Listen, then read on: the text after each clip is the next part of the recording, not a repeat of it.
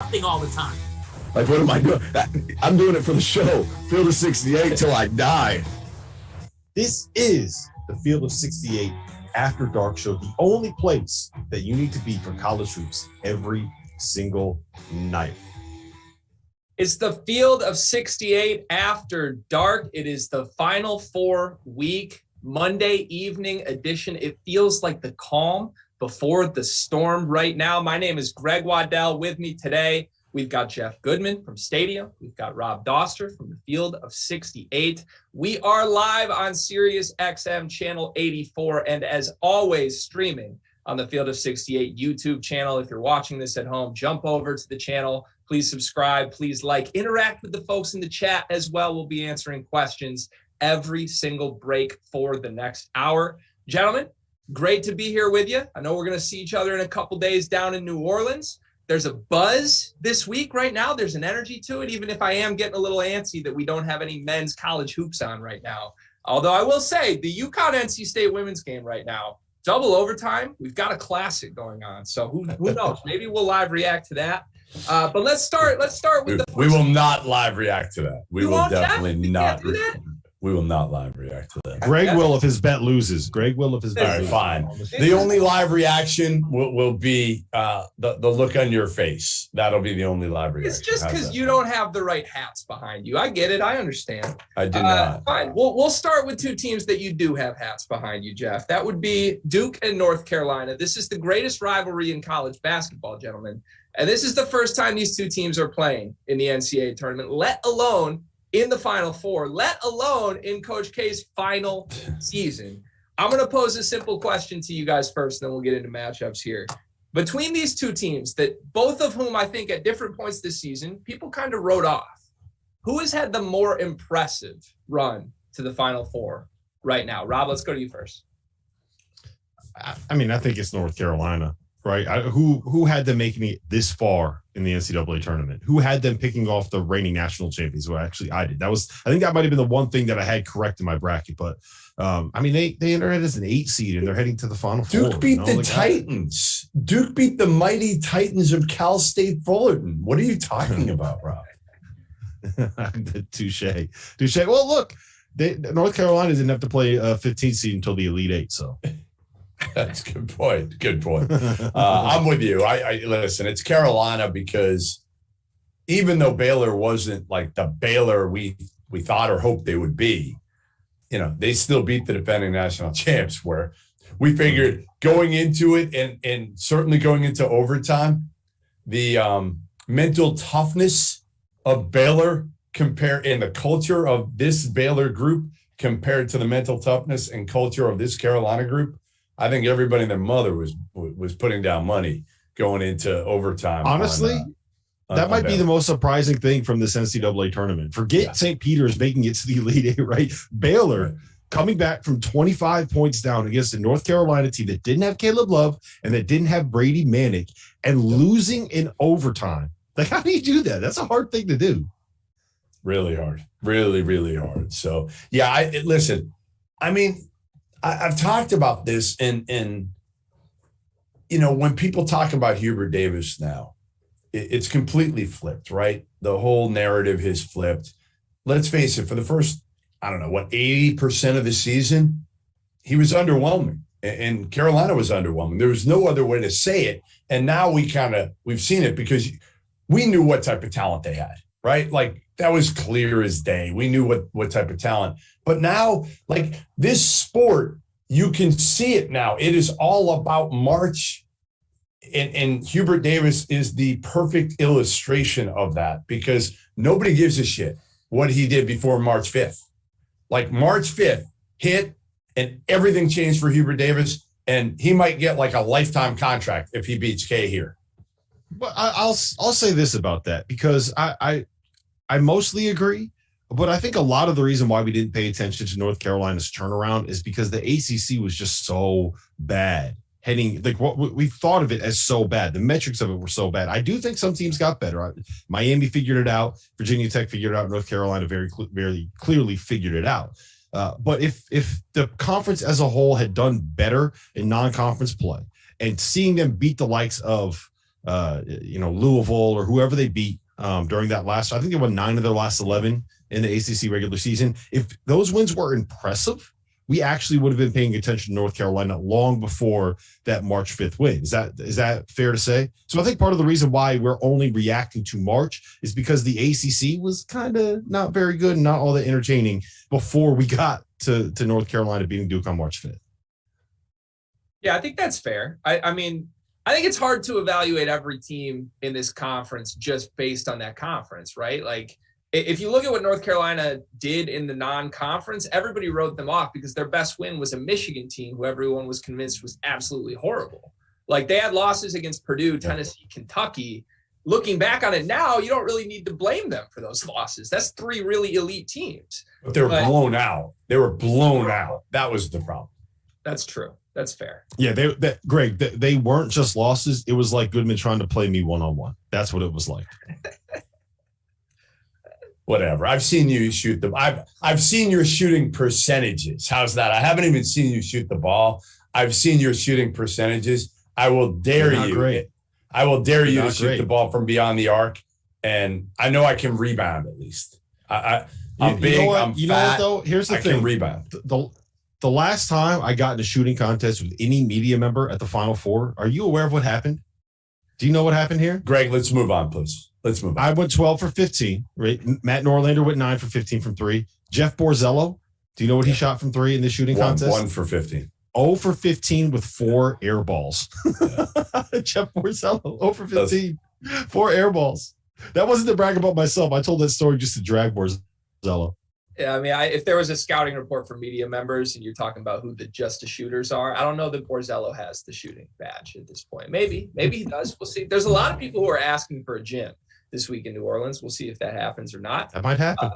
I have a feeling some excuses might be made. We'll see. But okay, let's dive into the matchup of this though, because I think from my eye watching this Duke team, who has also had, I would say, a turnaround of sorts, the way they ended both the ACC regular season and then the loss to Virginia Tech in the tournament. Like, I think there were a lot of loud doubters, honestly thinking they were an underdog potentially in that Texas Tech game. I don't think many people really were publicly saying that Duke was going to be a favorite to make the Final Four out of this region. They certainly caught a break, you could say. Like, they didn't have to go through Gonzaga, but Arkansas is no slouch, and they really kind of handled them. So with Duke, to me, one of the more impressive things to me has been their shot making in the clutch, because you can look at these games and they were down 2 possessions against Michigan State with 5 minutes left. It was a back and forth need answers offensively game against Texas Tech down the stretch. The difference to me has been they have NBA guys at 4 positions who whoever has the mismatch is going to beat their guy and is going to go score. What do you think the biggest advantage for Duke will be against North Carolina? They come into this game as 4-point favorites with our partners at Bet Rivers. What do you think Coach K will try to take advantage of most? It's Paolo, isn't it? I mean, it's got to be whoever they try to put on Paolo. I mean, if it's Brady Manick, again, it could get ugly quickly. Now, Rob and I talked about this earlier on a stadium show. I will say this: Brady Manick can't guard Paolo. But I'm not sure Paolo can guard Brady Manick. Really? How about that? Go be coming with the takes, man. I think you need to go back to sleep. Can we quote that one? Can we tweet that one out there right now? Please don't. Please. Yes, we will. We will. Hey, Brady, what he's making him out there, I don't know anybody who can guard him out there. He's again. I will say this about it: the fact that Brady Manick can make those threes, right, and will force Paolo to step outside of the paint to be able to guard him is going to be the key to be able to get Armando Bacot going, right? And if you get Armando Bacot going, that's how you get Mark Williams in foul trouble. If you get Mark Williams in foul trouble, that's how you turn Duke from being a pretty good defensive team to being one that you can score on, being one where Caleb Love and RJ Davis should be able to do whatever they want getting to the rim, right? So that, to me, you're kind of right. I don't think Brady's going to go out there and drop 25. That's not what I'm expecting. But he doesn't have to. Right? Yeah, like exactly. You're saying, his impact on the game. He's going to space. He's going to space. He can go 0 for 10 from 3. It doesn't matter. You still have to go out there and guard him, which creates space not only for Armando Bacot, but for the guards to drive. That's where RJ Davis can be and has been very effective. I mean, honestly, to me though, the key to this game for North Carolina is exceedingly simple. Which Caleb Love shows up? Is it the guy that scored? He was bad, but he was bad in the one at Cameron. He was awful. He couldn't make a shot for the most part. All their other guys showed up. The difference was, remember, Baycott had his way. He had his way. Manic was terrific. RJ was elite. And I don't remember who else. And I honestly think that game had more to do with what Duke was doing than anything else. But to me, Caleb Love is a guy that takes them from being like a good team to a great team, the same way that Remy Martin takes Kansas from being a really good team to a great team. Like that's the guy that gives you a ceiling, right? And we all came. I came into the season thinking Caleb Love. I had him as a second-team All-American in the preseason. My guard picks for All-Americans in the preseason weren't great. I should have just gone with Colin. None of ours were good. Listen, I picked Curvelo. Wait. I picked Curvelo as first-team All-American. So, however bad yours were, they were a hell of a lot better than mine. I had James Akinjo, which wasn't awful in hindsight, but it wasn't calling it wasn't the obvious. Sometimes you just got to go with the obvious. We got to stop getting creative here. We got to go with the obvious answers. But long story short, Caleb Love is now like the guy that if he gets it going, that's when North Carolina becomes a team that can legitimately win a national title. If he doesn't get it going, then it's going to be a little bit more difficult, a little bit more tough sledding. They're going to need to rely on some of these other guys to have monster games. But to me, Caleb Love, that's where it goes from being, okay, North Carolina can win this game to, you know what? North Carolina's scary. I don't know how you stop them. Yeah, Jeff, you called it out with Caleb Love. And the one thing I do want to give him credit for in the first game, even though he didn't shoot it well, he got to the line, he made 12 free throws in 12 attempts. I mean, he still had an impact on that game to help them pull away late, especially. And look, a lot's been made of the Caleb Love recruitment between North Carolina and Duke. And ultimately, Jeremy Roach was essentially given the spot that Caleb Love would have been given at Duke. So let me ask you this, because, Rob, you tweeted this the other day. If Jeremy Roach plays like this, you can pack it up. You can give Duke the title. Are you taking Caleb Love or are you taking Jeremy Roach? Me? I'm taking – it depends on what else is on my team. Okay? I think if I have a team – that has a whole bunch of stars on it already, then I'm going to take Jeremy Roach. And I'm going to say, give me the guy that's a little bit more steady that's going to set people up. If I have a team with a bunch of Jeff Goodmans and a bunch of Greg Waddells and a bunch of Rob Dausters on it with Dagan Hughes at the 5, then give me Caleb Love who can go out there and win a game all by himself and doesn't need anything else. But I honestly don't think either of them are good enough to be guys, the pick that you make. Here's the deal. You can go through matchups all you want in this one. But ultimately, like Duke wants to and has been waiting to kick Carolina's ass for 23 days now. And when they saw that bracket, they were dying to try to get Carolina again. Nobody really thought it was going to happen. But I'm sure Duke was looking at that being like, please, God, give us another chance at that team. We are going to rip their heads off when we see them again.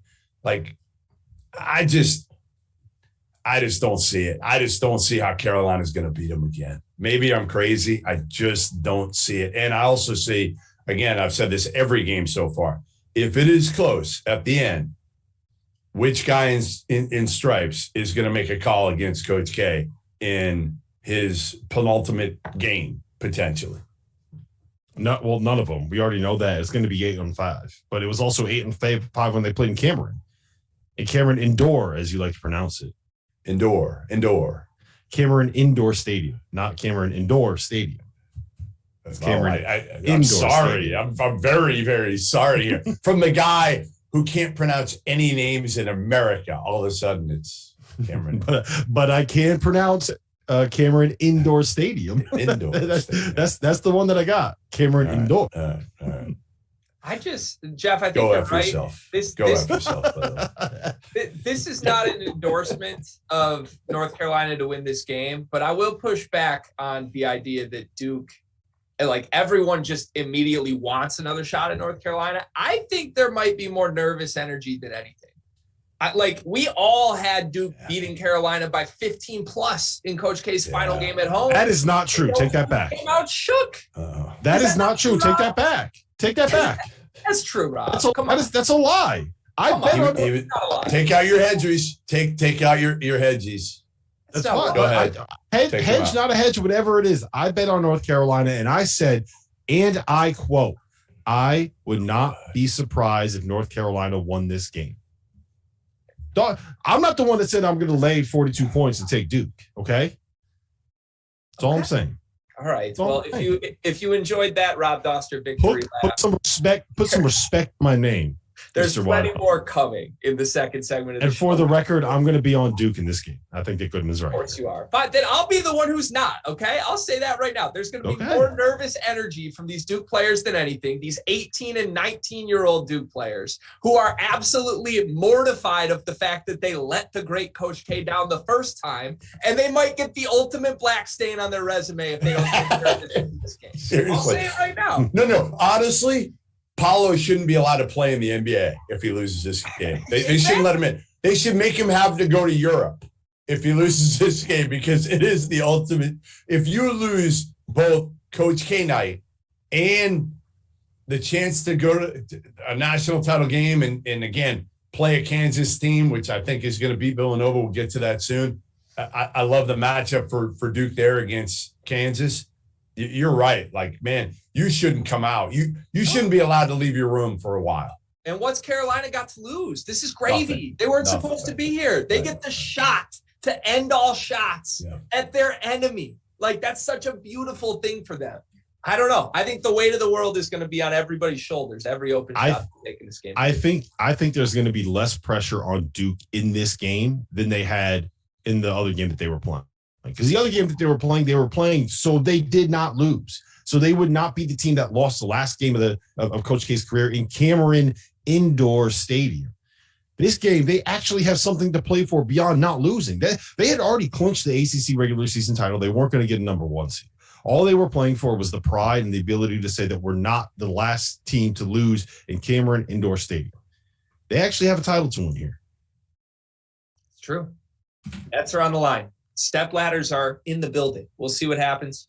All right, coming up, we're going to talk about the other semifinal. Rob Dauster's going to take more victory laps, and we will break down if Villanova can really do this without their leading scorer, Justin Moore. That's coming up next on After Dark.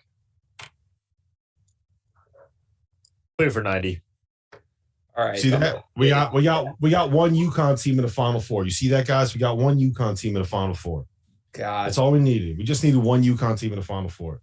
What I don't know. I think special run for you, Rob. I'm so happy. Special, memorable. I watched almost the entire second overtime. Yeah, only because I told you the game was on, for the record. All right, get those questions in the chat. Let's see what we got here. A lot of Duke by 15 predictions right now. Rusty's talking about the Must Bus is rolling. We're gonna get to that later in the show. A lot of love for Dagan, who was on the road for 13 hours today. Not a lot of great questions, though, right now. I mean, somebody should ask if Dagan's going to, the bed bugs or whatever's probably in his room right now. I don't even think Dagan can talk. We can slander him all we want because he can't fight back. He doesn't. Yeah, no one else. No one can. Even better. It's even better. What you missed was Dagan said, I can talk to you guys, meaning the three of us, but you guys, the chat, cannot hear him, which is pretty funny. Pretty great. We can say whatever we want about Dagan. 10 seconds. 5, 2, 1. It's the Field of 68 After Dark. Greg Waddell, Rob Dauster, Jeff Goodman, here as always on Sirius XM Channel 84 ESPNU and presented by our good friends over at Bet Rivers. Villanova takes on Kansas in the other semifinal in the Final Four. That is the first game on Saturday night later this week. And the biggest news, the sad news, Justin Moore down with a torn Achilles He's out for the remainder of the season.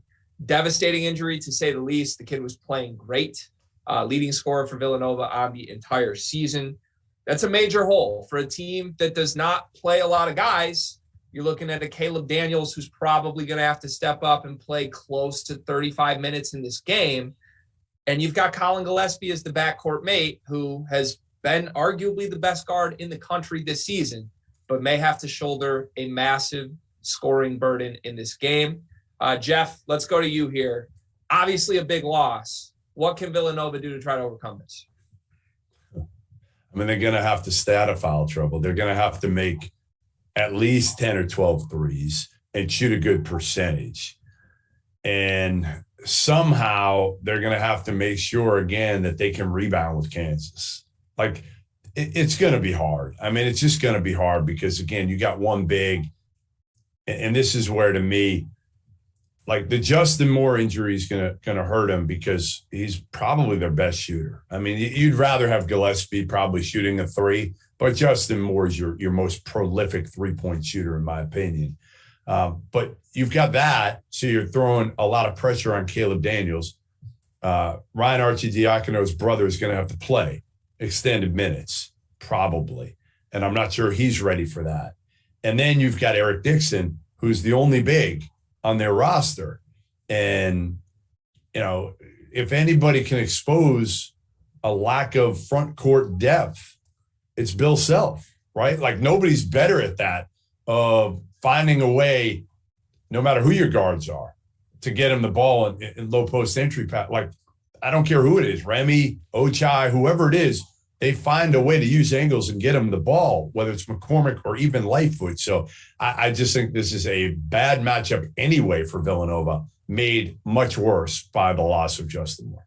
So I think the biggest issue with not having Justin Moore there, even more so than the shot making and his ability to kind of break down a set defense, is that you're not going to be able to throw the weird lineups at Kansas that work so well against Michigan. I mean, Greg, you know this.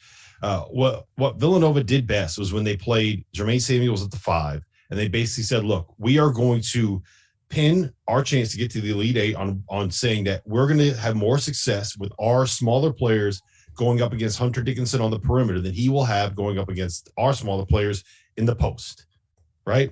And that worked because Jermaine Samuels and Caleb Daniels and whoever was guarding him were big enough and strong enough to be able to just kind of stand there and not be moved. Jermaine Samuels had 22 in that game. He made all those big plays down the stretch going around Hunter Dickinson and finishing at the basket. With Justin Moore, you can roll out a lineup where you have Moore and Daniels and Slater and Samuels and Colin Gillespie out there. Without Justin Moore, are you really going to trust Chris Arcidiacono to get it done in that situation? Are you going to trust Brian Antoine to get it done in that situation? You're probably going to have. You're going to have to. Yeah, no. Well, you have Daniels out there, but you don't have. You're going to have to play Eric Dixon because you basically have 5 guys at this point. Because I believe Jordan Longino is done, right? He is. He's done. Yeah. So you're good. It's either play Eric Dixon and don't go and attack those mismatches, or you're going to have to roll the dice with Brian Antoine or Chris Arcidiacono, and I just do not see that happening. So, but I also think that Villanova is going to cover. I think that they're going to make this thing ugly enough, they're going to muck it up enough, and they're going to create enough issues defensively that this game is played in the 50s. And if it's played in the 50s and you're going to tell me it's a 1 or 2 possession game down the stretch, all it's going to take is Colin Gillespie making 2 or 3 big plays, and Villanova will have a chance to win. So I very much think that there's value on the Villanova side here at plus 4.5. And I think that people that expect this to be a blowout are going to be sorely disappointed when it's another hideous basketball game that's played in the 50s. Yeah, I think that bodes well for Villanova. I mean, you called my team out, Michigan Wolverines, and what I felt like watching Michigan just gasp for air in that game, the next time I watched Villanova play against Houston, I felt like I was watching a replay of the game. Like the way the game script goes with that team at full strength, if they get an early lead on you and they just take the air out of the ball, it's like you're constantly within striking distance against them, but you can never actually get a full grip on the game to get back in it. And every time you cut it to 1 or 2 possessions, someone on that team makes a big play, or they get to the free throw line and they don't miss their free throws, or Colin Gillespie hits a dagger. Like, they're just so disciplined and so unselfish.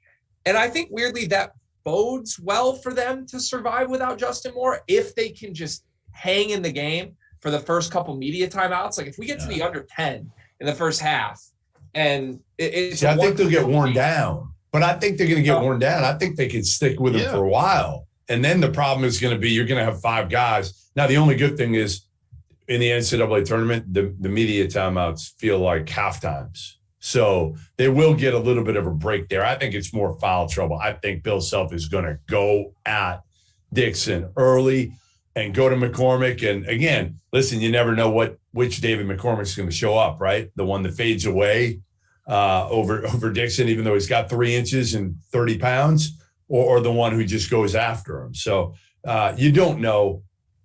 I just think there's more weapons on Kansas, and ultimately you're going to play 5 guys are going to have to play 35 plus minutes in order for Villanova to have a chance in this one. Yeah, but they normally just play 6 guys.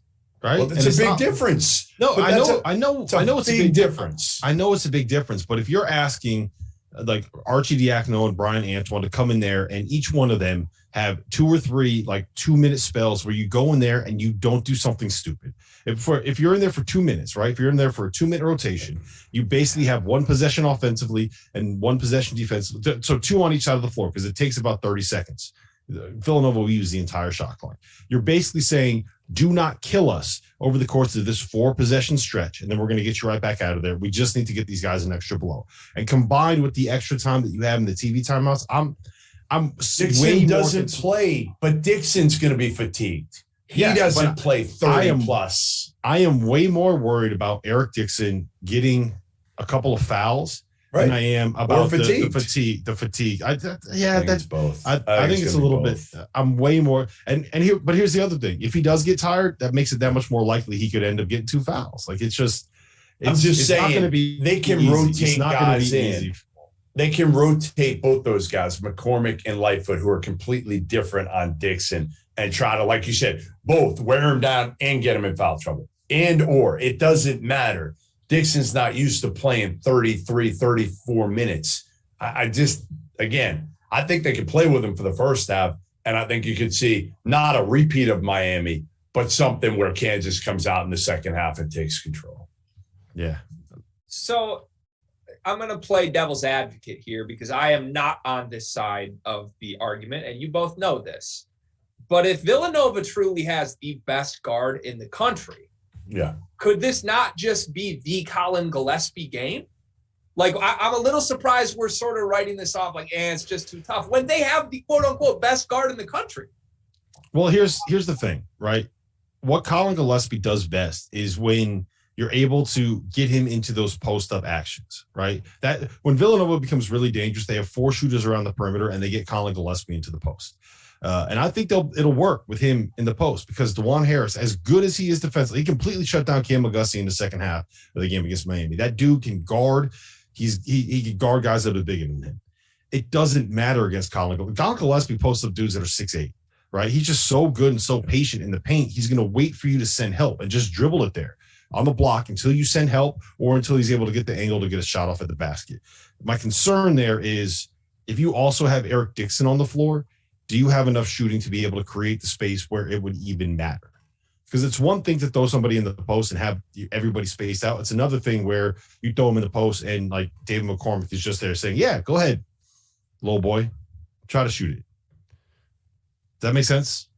It does. But like Dixon's a decent 3-point shooter though, right? Like he leads him in percentage. I think he just doesn't shoot a ton of them.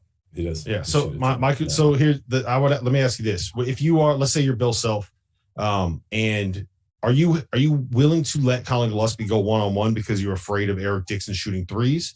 Or are you going to say like, look, you gotta make at least 1 or 2 before I even pay any attention to you? Because I would probably do the latter. I'd be way more worried about Colin Gillespie in the post than I would be about Eric Dixon making threes over the time. If I lose to Eric Dixon making threes, like I lose to Eric Dixon making threes. Yeah, I think that's right. We'll see. It'll be fascinating. The other star in this game who has been on the side of a milk carton a little bit lately, Ochai Agbaji. Where has he been? I think like there were some rumblings for him midway through that Miami game. Now he turned it on late, but maybe does that just speak to Kansas and ultimately the elevated level of talent on their roster that they've kind of floated through this tournament, even with Agbaji not being great so far? Well, they've had the emergence of Remy Martin, so they haven't needed him as much, right? He hasn't shot hunted like they needed him to do earlier this season. You add a guy like Remy Martin, and it's instant offense, right? He might be as good a contested shot maker as there is in the country. I mean, honestly, now he takes some crazy ones, but when he's making them, he looks unguardable because he kind of is, right? Like he creates separation. He's got that burst, that gear now that we didn't see. And Bill Self said to me, like he didn't know what was wrong with him early. Remy wasn't telling him how hurt he was, so he kept playing through it. And finally, Bill went to him and he was like, "You're done. Like I'm shutting you down." And Remy didn't really want to be shut down, but it was the best move because now he's healthier than most of the guys out there. And again, he gives them kind of a game changer when everything else breaks down. Just give the ball to Remy and he can make a play. You couldn't say that about Ochai or Christian Brown or any of the guys on this Kansas team. Yeah, you can scheme Ochai away from getting great looks. I don't think you can scheme Remy Martin getting anything, which is why his emergence has been so important for them. I would argue he's the reason why he's made it. You know what's wild about Kansas and where they are right now? They're the only number one seed in the Final Four. Are they currently the favorite, Greg, to win it all? I've seen both them and Duke at various times. Yeah. I'm not sure what that says. They should. I think, given Justin Moore's injury, I would say that they probably should be the favorite. But I mean, them and Duke should be they both be right around like plus 200 or so. Either way, they were never the number one ranked team in the country. They were never the number one team on Ken Palm. They lost by 20 to Kentucky at home when we all asked whether or not this team could actually win a national title. Duke's the favorite right now. So Duke's the favorite, but before Duke beat Arkansas, Kansas was the favorite. Yep. Right? In the Elite Eight, Kansas was the favorite. They've never been the number one team. We've never called them the favorite. On this very show, we spent the entire season sitting here being like, okay, this is why Baylor can win the Big 12. This is why Texas Tech is the most dangerous team in the NCAA tournament. This is why Kansas sucks. Yeah. This is also why Kansas sucks. This is also why nobody said they suck. They're here. They're here. But hold on. Just my overall point is that the job that Bill Self has done to get this group of guys playing at this level to this point in the tournament to have another chance to win a national title, I would make the argument this is the best coaching job of his career. Do you guys agree? I think we get into that. We say that too often based on the here and now. I'm not sure I'd go that far. I still think he's got, if Corey Kispert was a lottery pick last year, I don't think there's that big of a difference. In fact, I think Ochai's a better defender, capable of doing more off the bounce, more athletic. Now, is he as good of a pure shooter as Corey Kispert? Maybe not, but Ochai is going to play in the league for a long, long time and be a good NBA player. So Christian Brown could play in the league. David McCormick, he'll probably get a two-way. He's got some talent, but no, it's not Kansas talent. It's not what they had when they won the national title where they were loaded up and down the roster with future pros. So, yeah, he's done an incredible job, especially given the circumstances, right? I mean, his dad died recently. Mm-hmm. He's dealt with all the FBI investigation for years here. And, again, just kind of we'll see what happens. I mean, they're going to get hit with something here probably before the start of next season. But he's done listen, there's no questioning Bill Self as a coach. Again, who do we trust on this network more than just about it? Sean Miller, right? And Sean Miller has said it over and over and over. The best coach in college basketball is Bill Self. Sean kissed his ass so much I thought he was pandering for an assistant coach's job. It's crazy, right? Yeah, and look, he's not wrong. He's not wrong. He's not wrong. No, he's not wrong. I will just take the role as resident Kansas skeptic still, though. I said this on the other show. Look, who have they played in this tournament? You want to talk about the quote-unquote lucky thing? Yeah. They played 16 seed Texas Southern. They played Creighton without Ryan Nembhard and without Kalkbrenner. They played the luckiest team in the country, quote-unquote, not my words, the Providence Friars. And then they played a 10 seed in the Elite Eight only to get Villanova without their leading scorer in the Final Four, and maybe they'll get North Carolina, an 8 seed in the national championship. Like, you'd be hard pressed to find a team that has ever had an easier run to the national title. And that's part of the reason I picked them. To be honest, that you kind of saw this going this way to some degree. I mean, you thought maybe they'd get Auburn, but again, when we kept seeing Auburn's point guard play, I think all of us felt like, hey, they're not going to end up playing Kansas in the Elite Eight. Don't say all of us. Some of us had Auburn in the Final Four. Right. So, all right, so I had. It wasn't just you, Greg. I had Auburn in the Final Four. It was not. But everybody was skeptical. Is all I'm saying. It wasn't like, you looked at that region and you were like, oh my God. You were like, you know what? Kansas lucked out. They got a good draw in that region, and it really opened up for them. Let's be honest. You know what it was? Ed Cooley saw Bill Self. They were crossing paths at the first round, and Ed Cooley just passed that Shamrock baton. That's all it was. That's why they're here, and that's why Providence is gone. Ed Cooley passed the Shamrock baton. Oh, maybe. It really might be. All right. Well, get your questions into the chat. When we come back from break, Jeff Goodman is going to tell you why there is an all-American point guard who just hit the transfer portal today. That's next on the Field of 68 After Dark. Preseason All-American. Clear for 90. For the record, I was teasing a certain Andre Curbelo. There were questions in the chat of where Curbelo will end up, so we'll save that for the next segment.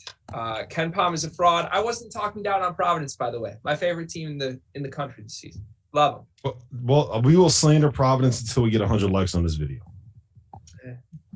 2 of you will. I will not. Come on. Where are questions? Everything is Curbelo oriented. Let's go, people. Come on, people. Let's go. Jim Root, or the lovely Jim Root from the very own Field of 68 Best Bets show, 3-Man Weave. Lovely. Yeah. Lovely. Lovely is a word. I think you've used lovely. I think you've used lovely plenty, Rob, when introducing your colleagues or guests earlier this year. Lovely co-hosts. Exactly. Yeah, luckily, I did get rid of that. This is from more Fanta, less Goodman. Jeff, what do you think of Arkansas's recruiting class? We're going to get to that. Ooh, yeah, we're going to get 30 to that. seconds. More Fanta, less Goodman. There must be a goddamn Providence fan. Go to hell. What student section will be the best in New Orleans? That's a good question. Kansas, clearly. 20. Clearly. Yes, it'll be Kansas. And it won't be a student section. It won't. 10. I mean, it's not that. It's more of an overall section. Kansas will be the best. Duke not competing with that? 5. Nope. 2, 1.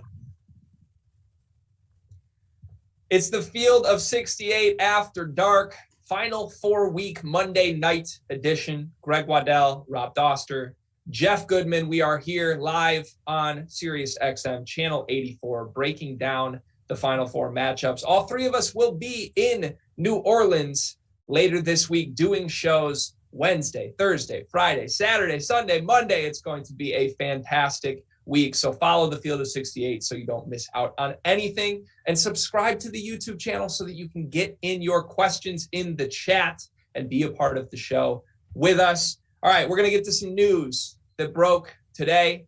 A couple big things, a couple things in the portal, a couple surprising names, but also some big recruiting news. Arkansas lands Anthony Black, their 3rd McDonald's All-American in Eric Musselman's class for next season. We've been all kind of group texting each other about our way too early top 25s, everyone's favorite thing to work on at this point in the season, I'm sure. But you got to think Arkansas is going to be up there as soon as 2 weeks from now when people start releasing those, Jeff, right? Way up there.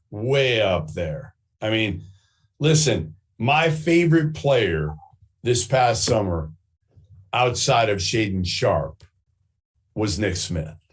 He is an absolute I was gonna say, I'm so glad that you didn't say my favorite player was Nick Smith, because I was gonna call you on that. You knew right. I had to preface it, but my favorite incoming freshman next year will be Nick Smith.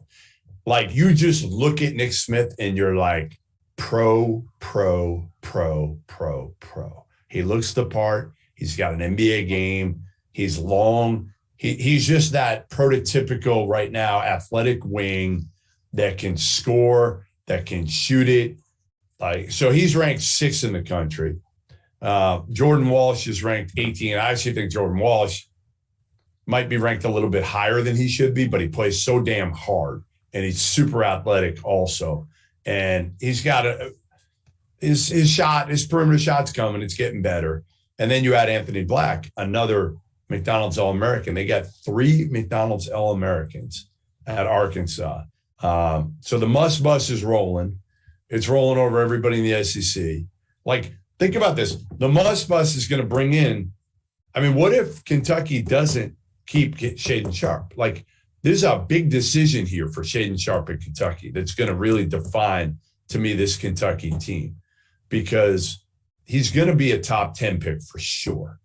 And I still say I would not let him slip beyond 5. And I know a lot of people would be like, whoa, you're crazy. Like Ben Mathurin. Who else will be around 5? Jaden Ivey will be in that mid. I'm going to say this. Ivy will go ahead of him. When you say 5, who are the 4? Is it Ivy and then the big 3? Yeah. Yes. So I think Mathurin is kind of your next guy that you're going to choose Shaedon Sharpe over Mathurin. And I'm gonna. I'm telling you that right now. I mean, so you're saying Shaedon Sharpe for you after you get past the big 4, and I'm throwing Ivy in that mix. Shaedon Sharpe, you think is the best NBA prospect out of the rest of everybody else? Hell yeah, yes, 100%. And I'm going to make a case. I'm going to say it right now. He's going to be better. He's good. At the end of the day, you're going to look at him in 5-10 years, and you're going to say, like, why did he slip to 5? I mean, he could. Like, he's just such a good scorer with his size and his level of explosiveness. I'm not saying you're wrong. Let me ask you this, though. If you were advising him, what would you tell him to do?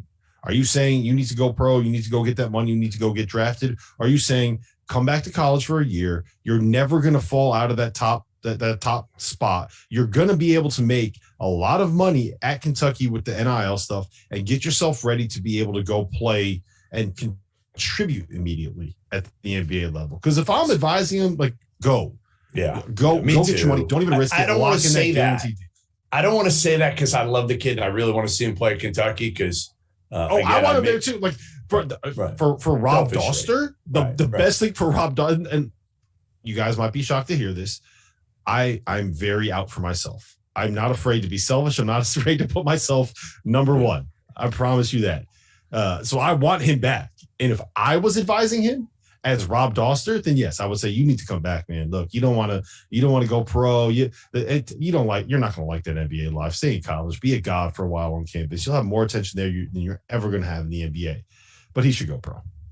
He really should. Like, go get that bag, man. Go secure that money, get that generational wealth locked in, and then figure the rest out later. I'm with you. But I think, again, selfishly, I want to see him play in college. I think he's going to be an absolute stud, but he's a little bit older too, coming from Canada.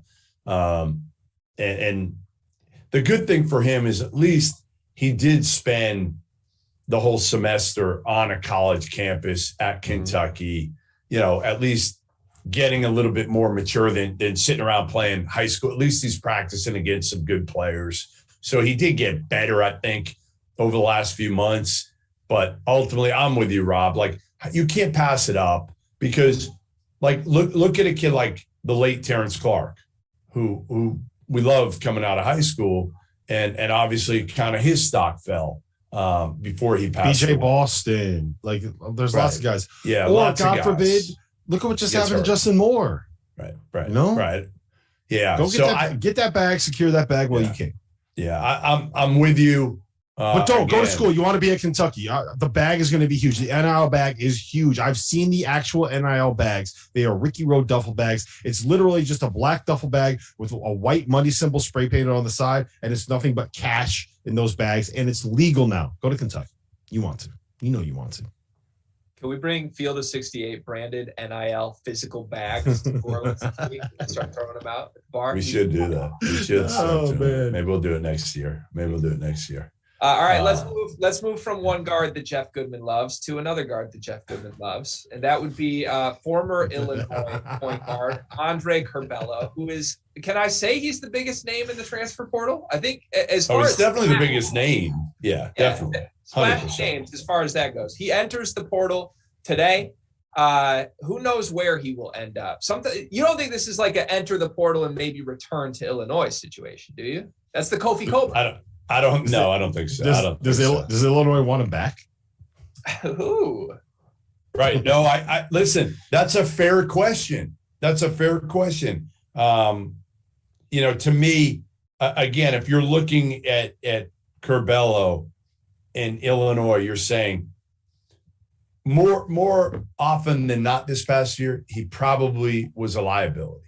And part of it was obviously due to the concussion and what he dealt with after. But certainly he didn't get off the bench in the second half of their final game of the season. So as many good plays as he can make, and he can. He's got incredible court vision. We've seen that. Great passer. We've seen that at the highest end. But at the lowest end, man, he can make some poor decisions and doesn't appear to have matured in that end. So you wonder if this was a mutual, and I'll find out here in the next coming days, but was this a mutual decision? Honestly, where it's like, you know what? It's probably best. It's probably best if you move on, try to find another spot. We're good with it. We're going to move on too. We didn't play at the end of the year. And we're going to find a true point guard.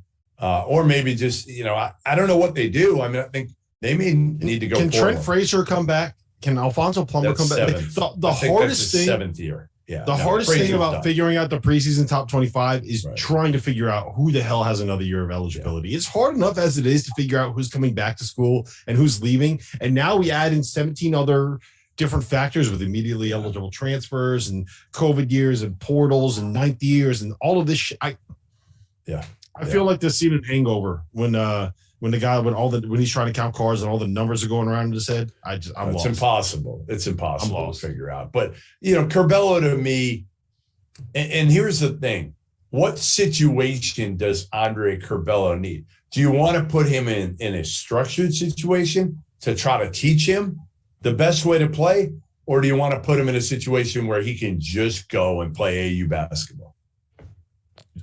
I do not think you want to do the latter. I think you need to get him someplace where he is, where you can teach him how to make the right decisions, right? And how to make because the kid is talented, right? When he's on and when he's making good decisions and when he understands what he's supposed to do in certain situations, he's very, very good. And we saw that he had 20 and 6. What game was that? Was that Iowa in the second half when he went nuts at home? Maybe it was Wisconsin. Did they beat Wisconsin at home? I can't remember which game it was, but he had whatever it was. He had a couple games where he completely took games over and changed it. He is talented enough to be that guy. The decision making, the defense, and the shooting, like all of that stuff has to get better.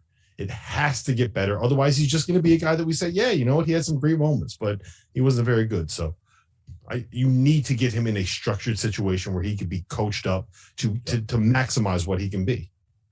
Well, and good basketball teams are like puzzles, right? Like it's not necessarily the 5 shiniest pieces if they don't fit together. And to me, the problem with Curbelo from the games I saw of Illinois in person at the Big Ten tournament this year, and I saw him in Ann Arbor when they beat Michigan as well, like the negative of Curbelo would be that when he made 2 consecutive mistakes, you could visibly see Alfonso Plummer and Trent Frazier just like sulk their shoulders. And then they were uninvolved for 4 or 5 possessions in a row after that. And the version of Illinois that didn't have Andre Curbelo never had that happen because those 2 guards were constantly involved. They were getting their touches. Yeah. They were taking care of the basketball better, and they were lethal. Like when those guys were shooting 10 threes a game each, that really worked well. Didn't happen as much with Curbelo. So I am intrigued because the kid's talented as hell wherever he ends up. Like I hope it works out for him because watching him at his best is one of the funnest things in college basketball. But I wouldn't be surprised if Illinois has some scholarships open up. There's some names like they're in on Terrence Shannon, another name in the transfer portal. I know they're in on Sky Clark, who's still uncommitted in the class of 22. So that backcourt could look totally different very, very quickly here. We'll see what happens. And coming up next, we are going to get to some superlatives. I get to put Rob and Jeff through my classic dumb game that I do to end every segment of this show every time I host it. We'll do some Final Four superlatives next on the Field of 68 After Dark. Clear for 90. Damn it, Greg. You are so good at those transfers. Like those teases. You don't say break. You don't say we're coming back. It's like no, Dauster's go-to. Here's Dauster's go-to, Greg. Well, we got to pay the bills next. Yeah, so we got to pay the bills. Like it just got to pay the bills. I don't know how to get to it. You're so Dauster, you were good. It frustrates me so much. Early on, it's a mental thing now. It's in my head. I'm like Andre Curbelo. I made one turnover, and now I can't make the right decision. I'm throwing the ball all over the fucking place. It's up in the upper deck. It's a disaster, man. Yeah, it's bad. I've lost it. I've lost it. I got the yips. I got the yips. Don't say that word. Don't say that word. Not Final Four week, Rob. No. All right. There was someone in the chat. I forget who. Excuse me, but he wanted to know where Fardaws ends up. Am I saying that name correctly? Even Fardaws. Yeah, Fardaws. We don't know yet. He's going to go through the process here. He's going to take some visits. He won't make man's got his own for a while. He's got his own maple syrup. Get him 30 seconds. I got it. Gotta get him to Vermont. There it is. Fardaws. I can't believe I didn't. For the record, if you're watching this, Utah Valley State, there it is. I'm off you guys. I'm never picking you guys to win whatever conference you're in ever again. I didn't get any. What? Why does he? I love maple syrup, and I didn't get any Utah of it. 10 seconds. I'm the only one in the chat that didn't get it. Apparently, me and Greg. I'm off Utah Valley. 5. Is he Canadian? What is that? Like what? 2, Maple 1. syrup. It's the Field of 68 After Dark. Although I wish it was breakfast time because they're showing me maple syrup in the chat, and here I am getting hungry at 10:21 p.m. Eastern. That's not a good thing, folks, for the intermittent fasting. We're on a Final Four diet, okay? You don't know who you're going to meet in New Orleans, and we got to be looking our best this week. We're going to get to one of my classic games where I'm going to grade you guys. I'm going to throw some hypothetical questions / superlatives at you. You guys take your best shot at this, and I'm going to go whose line is it anyway style and give you points that are totally made up and determine a winner. These will all be Final Four themed. And we have roughly 6 minutes left in the show. So we'll try to get through at least 3 of these. If we get to more, great. If not, it's a 3-round game.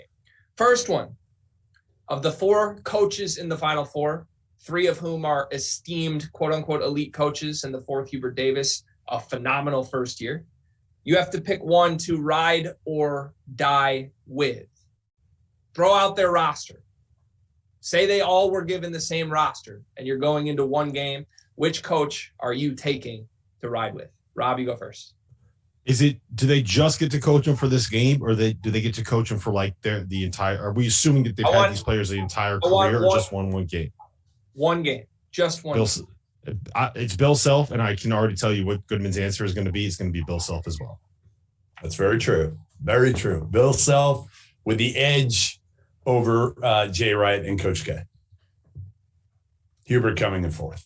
How do you stagger the next 2 then? If everybody agrees Bill Self, do you have Coach K 3rd, Jeff? You dropped on After Dark a couple nights ago. You said Shaheen Holloway over Coach K. I was being did I need to say sarcasm on that one? Come on. I'm just saying. Was that before or after he had 3 or 4 blue moons? Because if it was after 3 or 4 blue moons, 3.5. Yeah, there you go.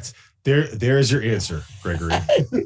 I would say I would go Jay Wright over Coach K. How's that today? Mm-hmm. No sarcasm. We agree. I'm just no sarcasm. Okay. Zero sarcasm. we agree. Shocking enough. Goodman and I agree. Nobody gets a point then. I'm giving producer Dagan a point. That's some garbage. Nobody wants to hear people agree. Dagan drove 13 hours and he's in wherever he is in Alabama. He gets he's in Fort Payne, Alabama. He deserves all of the points. He does. All right, Dagan's in the lead. Come on, Dagan. We could have gotten you a bed at like Andy Kennedy's house in Birmingham. I mean, come on. Terrence Oglesby offered up a bed for Dagan tonight. There you go. Accept that offer, but we'll see. All right, round 2 here. 1 point Dagan, 0 point Rob, 0 point Jeff. What is the biggest mismatch in the Final Four of the 2 games? Positionally, whatever. You could even say non-player. You could say it's coach versus coach. What is the biggest mismatch in the Final Four? Jeff, you're going first this time. What's the biggest mismatch matchup? Like player, so anything, team wise, player wise. You could literally say one team over the other. You could say it's coaching. You could say it's this player against this player. Paolo. I'm gonna go first while Goodman thinks because he needs the help. I'm gonna say Kansas fans getting after it on Bourbon Street versus Villanova fans getting after it on Bourbon that's pretty Street. good. That's a good one. There's no doubt in my mind. Look, Villanova, they're like a wine and cheese crowd, right? They're a little bit hoity-toity. They're a little bit like fancy. There's a lot of money on the main line. There's a lot of money that you have to pay to be able to go to Villanova. Villanova fans, a little bit of a smaller fan base. Kansas fans, they'll fit right in on Bourbon Street. Kansas fans, they're my people. I'll be hanging out with them. We're going to be getting after it. So that to me, that is the biggest mismatch. Kansas fans going to be way drunker than Villanova fans. Yeah, and I would say the same thing. I would say Bill Self compared to Jay Wright in a drinking contest. You know, Jay's going to be having a glass of wine. Maybe he has like a sip of a second glass, and then he calls it a night. Like Bill Self, I'm telling you, I think the dude could put down like a 12-pack today, no problem, and be able to coach Kansas and still win this game.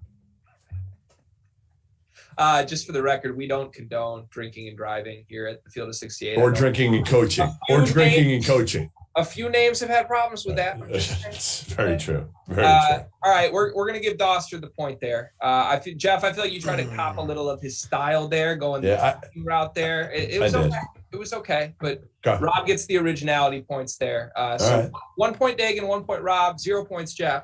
Round 3. Damn it. I'm going to read some names here. Dante DiVincenzo, Luke Hancock, Spike Albrecht. Who's the off-the-bench guy who could potentially steal this Final Four or have the moment in the national championship? Villanova doesn't have a bench, so we can't choose anybody from Villanova. Right? Let's cross them out immediately.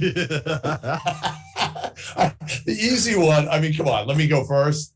This is easy. Remy Martin. I mean, he's coming off the bench. This is the spark. Again, the best contested shooter maybe in college basketball right now. And he's so hard to figure, guys. Off the court, like, man, he's so different. Like, you can't figure him out. He's so cool and calm and, like, in control. And then he goes on the court and he's like an Energizer bunny.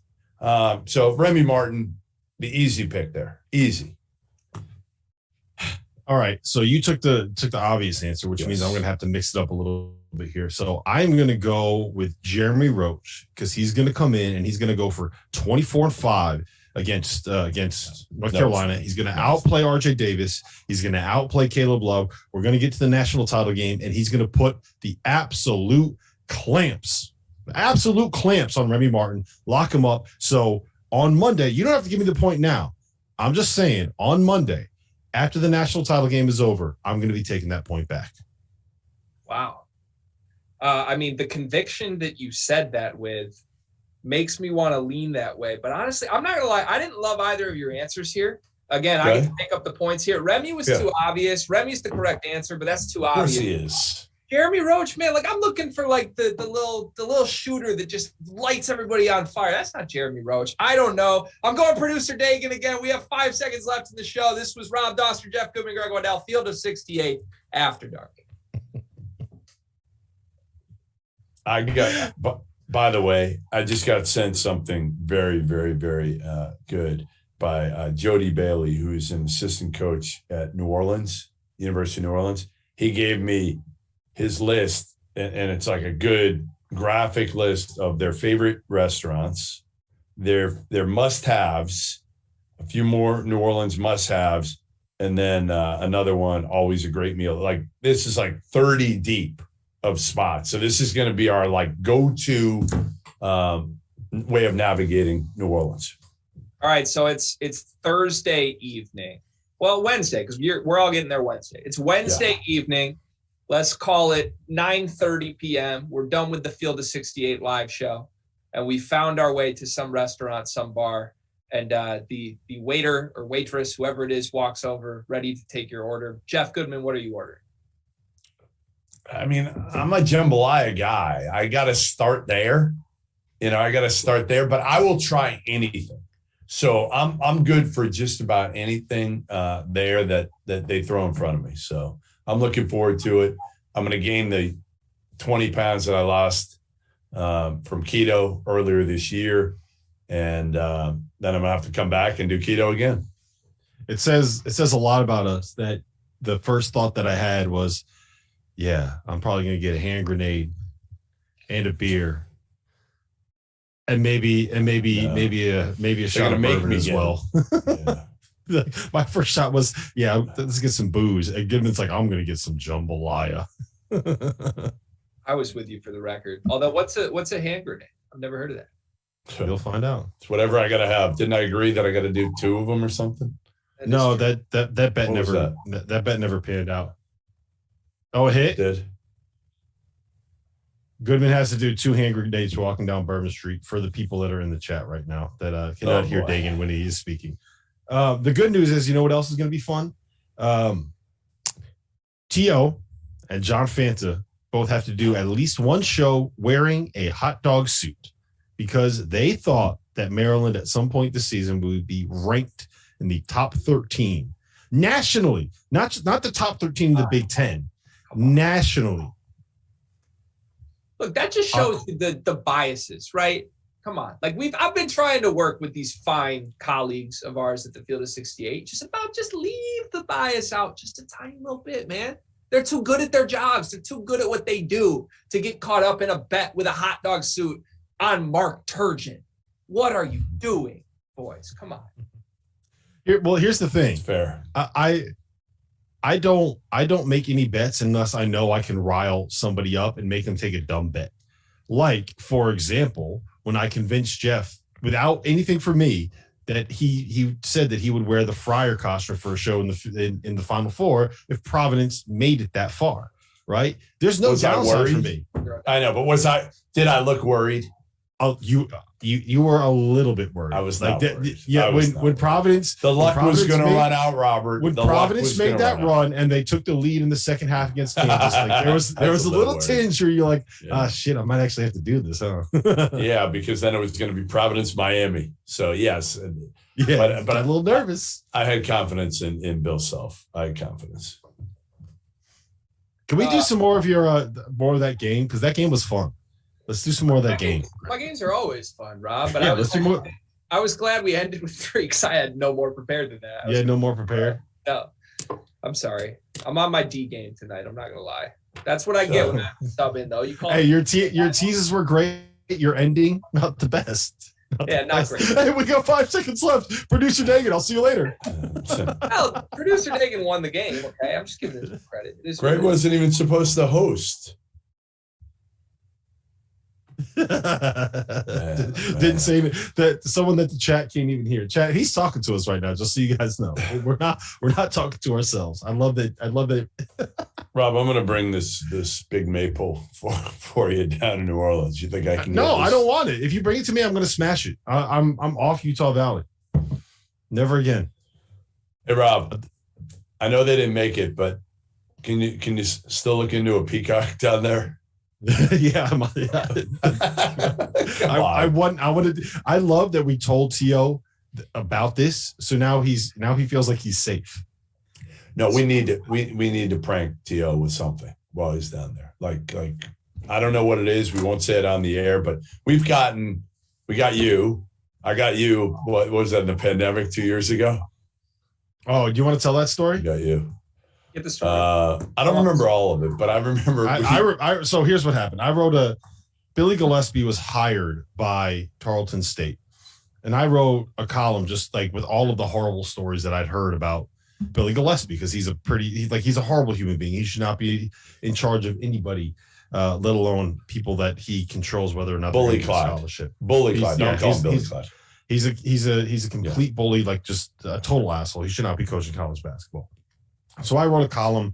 I don't remember the exact stories with all of the awful things that he's done, all the stories that I've heard. And so I published that at 9 a.m. Don't say who Thursday called morning. Don't say who. No, I won't. Okay.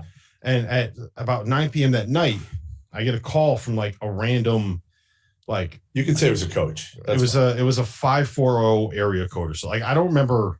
Whatever it was popping up as like some random city in Texas. I'm like, what the fuck is this? Like another spam call. And then it calls again. I'm like, another spam call. And then it calls again. So I'm like, it's got to be someone. So I answer, and I'm like, hello? I was like, Rob. Yeah. This is Billy Clyde Gillespie. And he starts cussing me out. And I'm like, okay. He's like, what you said was lies. I was like, I don't think they were lies, Billy. I'm pretty sure they weren't lies. Like, when I see you, we're going to fight. You're going to be at Peach Jam. We are fighting at Peach Jam. I'm sitting here like, I really don't want, you have a bad heart. I do not want to fight you at Peach Jam. Just, you're an asshole. And so it went on like that for about 5 minutes until I started hearing chuckling in the background. And it was this fucking goofball Goodman. It was Borzello. My daughter. It was my daughter. I think. It was your daughter? Yeah, it was. Yeah, she was there listening to it. Yeah, and Borzello was there, and it was a coach that, I'll just leave it at this. A lot of people would know who he is. And yeah, he convinced me that I had to fight Billy Gillespie at Peach. Then we got Lander. We got Norlander. We got that was a tremendous one. You tell that one. What was it on though? I remember what I did. I actually came up. I set up a fake account under a CNN producer's name, Greg. Yeah. And so I got it right. I got it right here. You created.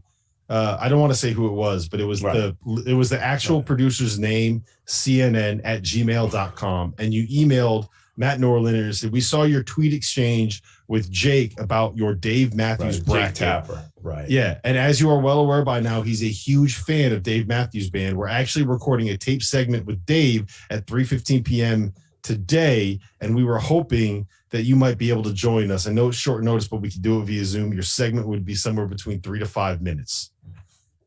And we sent him send him that. Norlander is so excited. He's going to be on with Jake Tapper talking about his bracket, with Dave Matthews Band songs.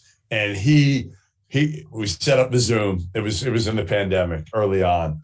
And we set up this Zoom, and he gets on the Zoom, and it's me, Dauster, Parrish, Norlander. No, me, Borzello was there. Someone else might have been too. I think Parrish was there too.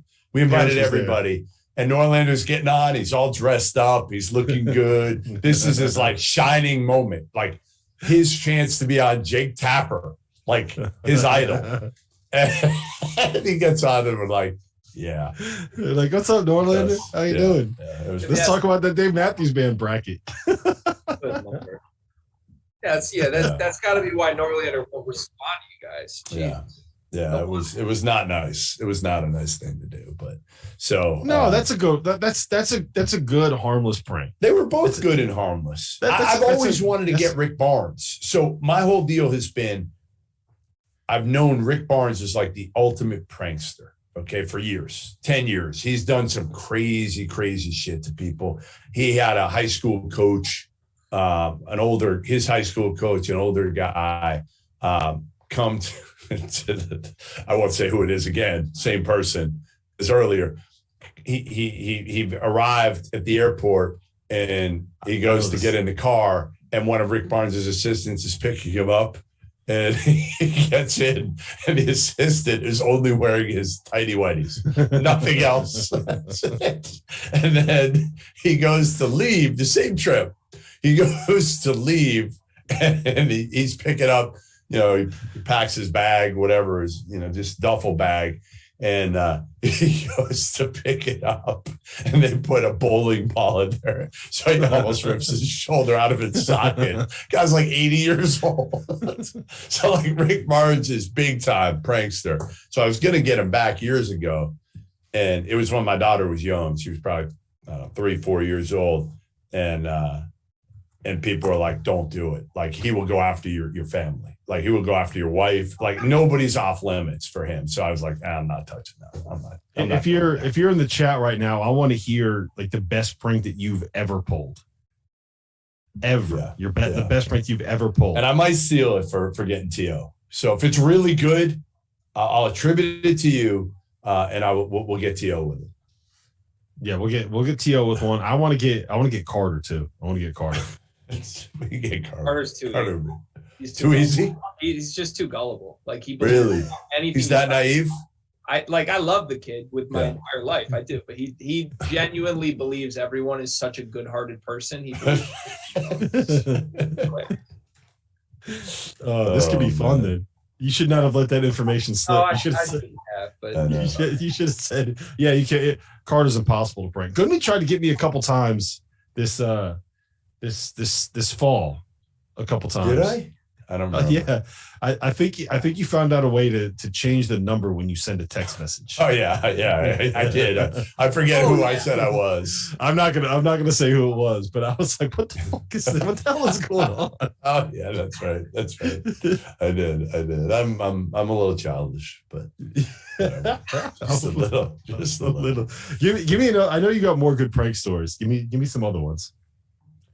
I mean, back when I was in college, they weren't even prank stories. We would on the dorm floor, you would have to we would have these huge water guns and water balloons.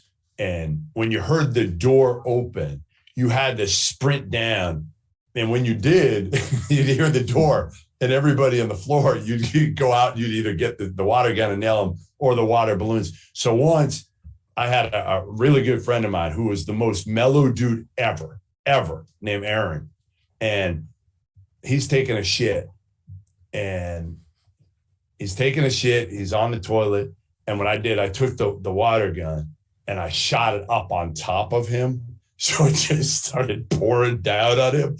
He came out like middle of his shit. He came out ready to kick and he would have kicked my ass. I mean, he was, again, the nicest human being ever. He was ready to throw at me. We did that all the time. We did it so bad. We had our dorm floor was so bad, it leaked. There was a girls' floor underneath us. It leaked down all the water from the water guns and the water balloons and everything we did. It leaked down to the girls underneath us. The water was like pouring down on their floor. They're like, what the hell's? I once got a kid, so the door opened from the inside. I filled a barrel 3/4, like basically almost full. So when he opened his door, the barrel would come with all the water. The problem was the poor kid had his desk right next to the door, and he had a paper on there on the desk. Yeah, it ruined that paper. So when the best prank that was ever pulled against me, what I used to do when I was bartending and I was dating my wife, who was then my girlfriend at the time, is whenever any girl would ask for my number, I had one of my buddies' numbers memorized, and I would just give them his number. And like, he was in a serious relationship at the time, and they would always text him, and he would get so pissed because they would be like, "Hey, I met you at Tonic," and if his girlfriend ever saw it, she'd be like, "What the fuck is this?" It's like, Rob's being an asshole. That's good. So he got fed up with it, and so I remember there was one Friday night when I did this, and the next day it was 2012, and I remember it specifically because Kansas played Missouri. It was the Kim English team against the Thomas Robinson team. It was a top 5 matchup. It was like late February. It was basically first place in the Big 12. The last year that Missouri was in the Big 12 was on the line in that game. Top 5 matchup. Huge game. It was like 4:00 in the afternoon.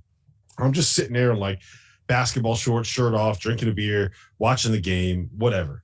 I hear a knock on my door, and I go over there and I look through like the peephole, and my girlfriend, my wife was my then girlfriend, now wife, was blonde at the time. So I looked through, and all I saw was the top of a blonde head. So I was like, oh, it's her. She's surprised me or something. So I opened the door, and it was the girl who I gave the number to the night before. And I was like, what the hell are you doing here? She's like, I'm here for the beer pong tournament.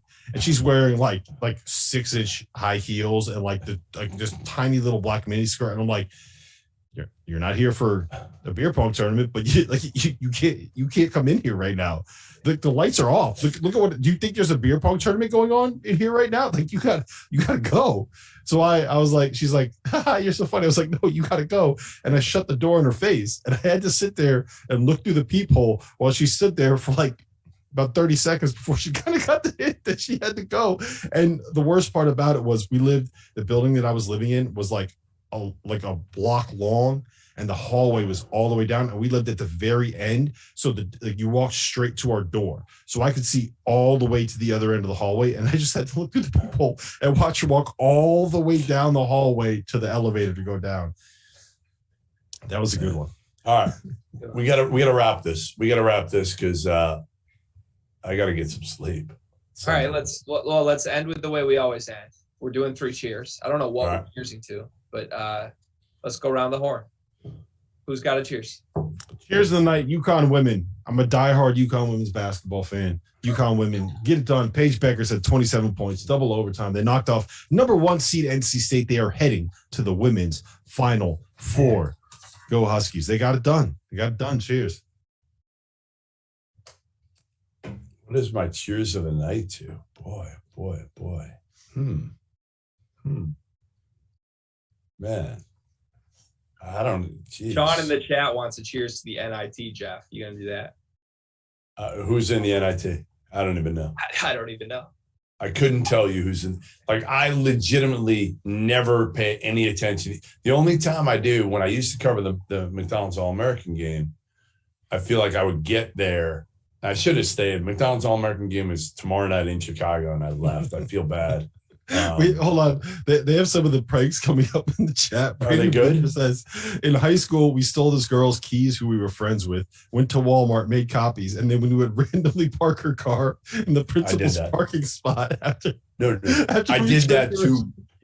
I did that to like my best friend. I don't know if I ever told you this. We got his keys too because he had thrown up in another one of my buddy's cars or something, or my buddy had thrown up in his car. So we got his keys.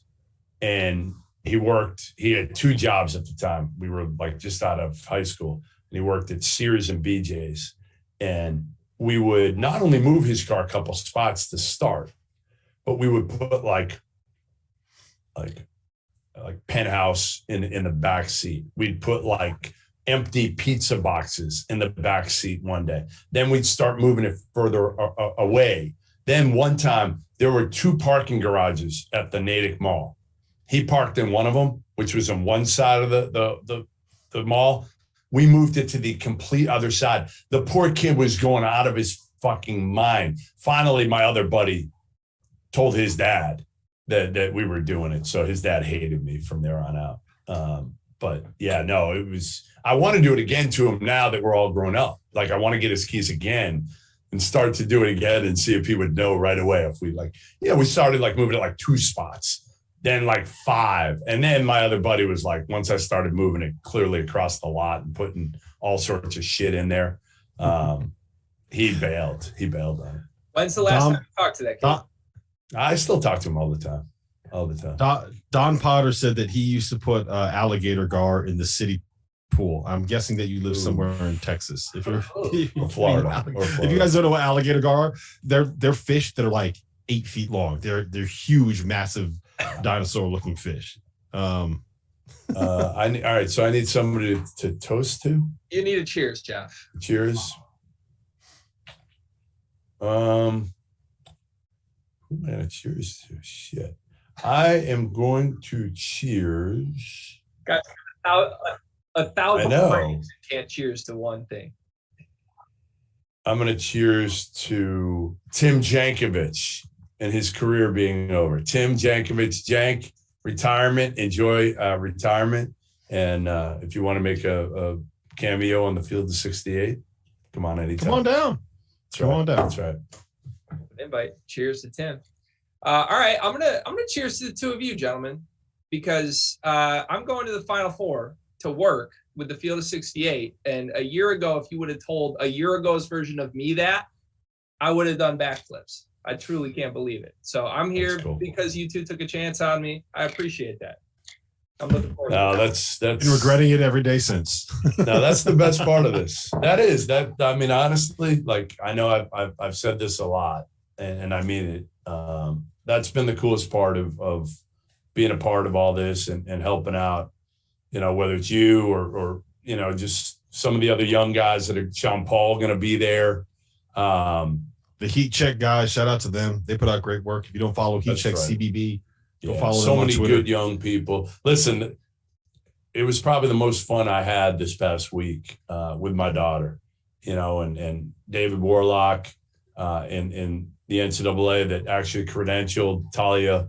Appreciate it a ton because it was cool to be able to have her around, number one, help me, and number two, just kind of have her learn. I think that's a great thing that the NCAA has done is some of these young people who have shown an interest in covering college basketball, they've allowed them to be able to be credentialed and learn the right way to do it, right? Learn. That's the biggest thing. Awesome. That's the biggest thing is to be able to get in those situations where you have to raise your hand to ask a question in the press conference. Like, because those, at the end of the day, like the next wave of people that are going to be cut, like it's a great thing for the sport, for the NCAA to allow these kids to be, and they are kids, like Tristan Freeman busting brackets, Eli Betker, all those guys, Lucas Harkins, Rocco. They're all kids? You're going to call them kids?